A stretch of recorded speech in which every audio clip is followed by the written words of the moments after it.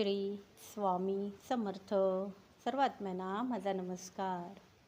प्रत्येक आत्म्याला आईची कृपा हवी असते, पण ती प्राप्त करण्यासाठी जे कार्य करावं लागतं, जी सेवा करावी लागते, ती मात्र करताना नाकीनऊ येते.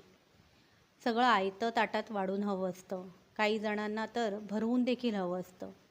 पण आपणच सांगा, मेहनत कष्ट केल्याशिवाय फळप्राप्ती कशी होणार?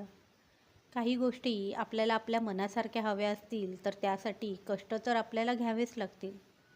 सर्वात आधी माणुसकी धर्माचं पालन केलं पाहिजे. आपली कर्म चांगली ठेवली पाहिजे. कधी चांगलं वागायचं तर कधी माणुसकी धर्माला सोडून वागायचं. मग मला सांगा, कशा काय गोष्टी आपल्या मनासारख्या घडतील? आपल्याला आपल्यात बदल घडवून आणला पाहिजे. सत्कर्माची सत्याची परिकाष्ठा अंमलात आणल्यावरच काही गोष्टी शक्य होतील. मला इतकंच सांगायचं आहे, जो जन्म आपल्याला मिळाला आहे तो हसत खेळत व्यतीत करावा. आपल्याला कोणालाच माहीत नसतं आपल्या आयुष्यात काय लिहून ठेवलं आहे.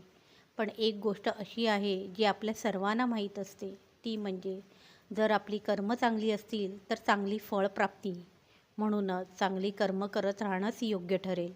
अपेक्षा न ठेवता कर्म करावी.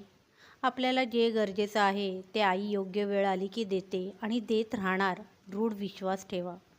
आई आपल्या लेकरांना निराश करणं शक्यच नाही, कारण आपली आई आपल्या सर्वांच्या मनातल्या इच्छा जाणते व त्या योग्य वेळ आली की आपल्या पदरात घालतेच.